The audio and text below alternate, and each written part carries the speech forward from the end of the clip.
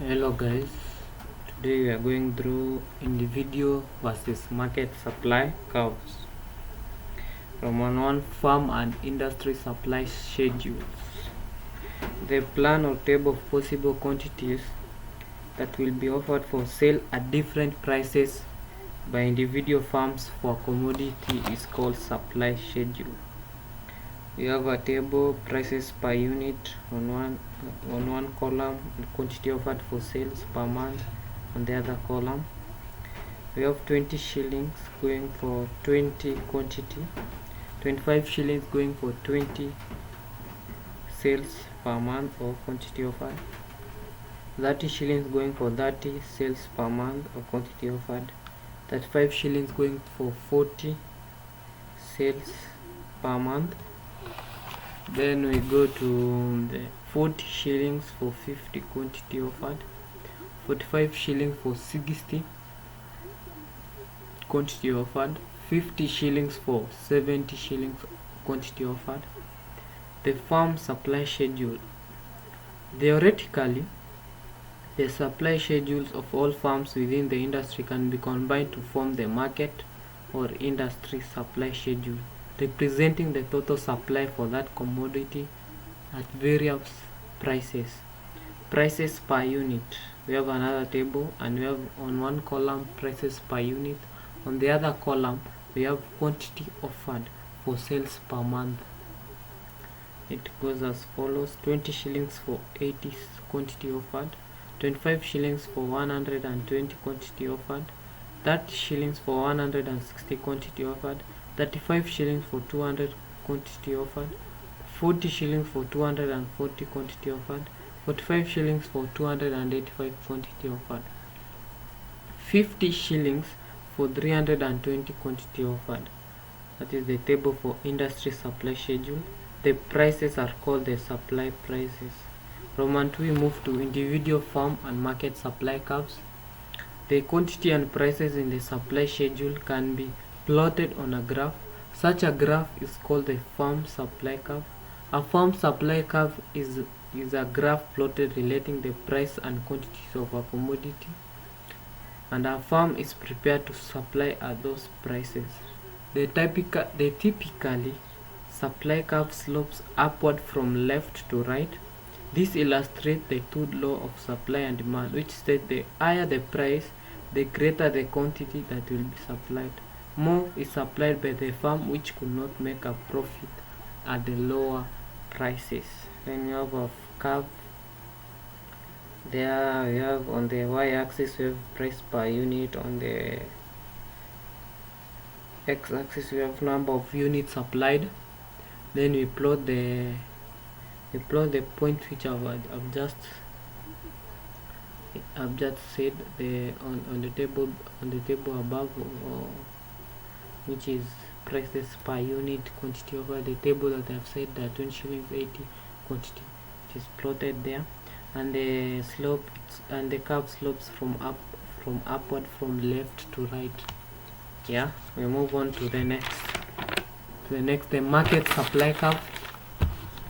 The market supply curve is obtained by horizontal summation of the individual farm supply curve, i.e. taking the sum of quantity supplied by different farm at each price. Consider, for the sake of exposition, an industry consisting of two farms. At price P1, farm 1 supplies quantity 1, farm 2 supplies quantity 2, and the total market supply is quantity 1 plus quantity 2. At price P2, farm 1 supplies quantity 1, farm 2 supplies quantity 2, which is quantity 2 with an apostrophe, quantity 1 with an apostrophe, and the total market supply is quantity 1 with an apostrophe plus quantity 2 with an apostrophe. So we say SS, which is supply, is the total market supply curve. Okay, so we have the curves there, all of them from sloping upward from left to right. Okay, we have factors influencing supply. On price of the commodity. There is a direct relationship between quantity supplied and the price. so that the higher the price, the more people shall bring forth to the market. Mathematically, this can be illustrated as follows. We have quantity supplied, which is QS is equals to negative C, which is constant, plus dP. D is the factor by which price changes, P is the price. Thus, the normal supply curve slopes upward from left to right as follows. We have organization which could not produce profitably at lower price would find it possible to do so at a higher price. One way of looking at this is that as price goes up, less and less efficient farms are brought into the industry, which is quite a problem. It destroys the quality of the product which is being sold when they are less and less, and the price keep on rising. Exceptional supply curves. In some situation, the slope of the supply curve may be reversed.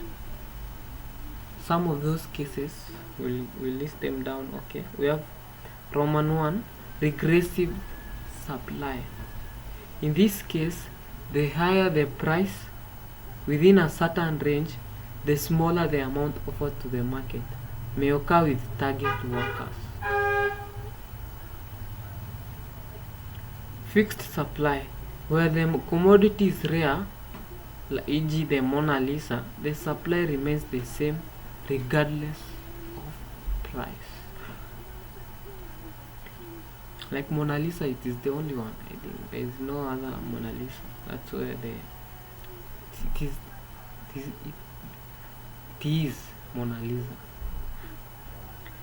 We have prices of other related goods, where we have substitute, complement. In substitute, if X and Y are substitute, then if the price of X increases, the quantity demanded of X falls. This will lead to increased demand for Y and eventually lead to increased supply of Y. Complements. If two commodities, say A and B, are used jointly, then an increase in the price of A shall lead to a fall in the demand for A, which will cause the demand of B to fall also, because they are used together, like fuel, car. If the price of fuel increase, the demand decrease. Therefore, the demand for car also falls. C. Prices of the factors of production. As the price of those factors of production used intensively by X producers rise, so do the farm cost. These costs supply to fall as some farms reduce output and other less efficient farms make losses and eventually leave the industry. When you are less efficient in producing a product, you become you become easily replaced in the highly competitive nature of the market. Therefore, you leave the industry. The goals of the farm. How much is produced by a farm depends on its objectives. A farm which aims to maximize its sales revenue will supply a greater quantity than a farm aiming to maximize profits. Change in this objective will usually lead to changes in the quantity supplied. We have state of technology. There is a direct relationship between supply and technology. Improved technology leads to increased supply, and vice versa is true because of mechanization. Hence, production become more because of use of machines. This applies in production of cars, generally manufacturing of products, steel products. It is very true. Natural events like weather, pests, flood affect supply, especially agricultural product. When there is weather, that means when there is cold weather, hot weather, especially hot weather, the product kinda inaharibika haraka, despite inaharibika haraka, so you need to use fridge so that it can reach the market without going bad.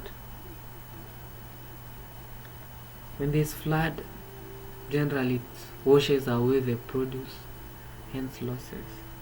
Pests, they eat on the produce, hence losses.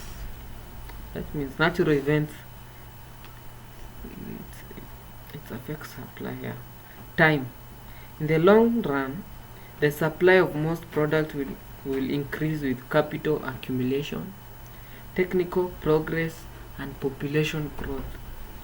So long as the last one takes place in step with the first two, this reflects economic growth. When the increase, this is quite true. When there's a high population, then supply will increase as a result of the capital accumulation because of the population growth. Supply of inputs. Changes in supply of inputs will affect the quantity supplied. Changes in the supply of the product with which the product in question is in joint supply, e.g. hide and skins. It is self-explanatory. We have taxes and subsidies. The imposition of a tax is increasing the cost of production, hence tend to discourage production and hence reduce supply. Subsidy is covering the cost of production, hence encourages production and increases supply, which is generally mainly used in let's say a case scenario in Kenya. We have special economic zones where the government provides subsidies, which lowers the production cost and hence increase supply. In the long run, it reduces the production cost and the competitive nature of the farm. Yeah. Then we move to movement along and shift of supply curve. I think we'll stop from there and go on. Let's go on. Roman 1. Movements along the supply curve. Movement along the supply curve are brought about by changes in the price of the commodity.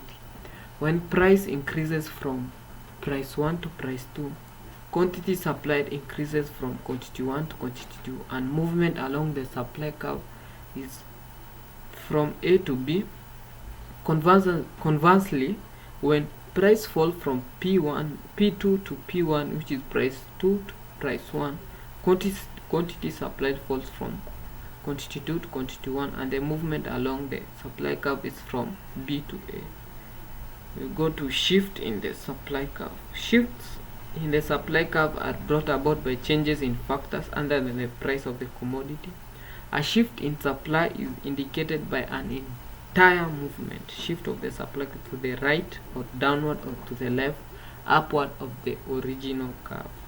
When the supply increases, the supply curve shifts to the right from SS1 to SS2.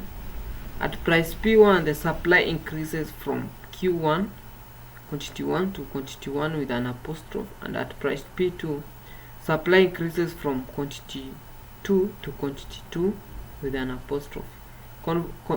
Conversely, a fall in supply is indicated by a shift to the left or upwards of the supply curve unless it's supplied at all prices.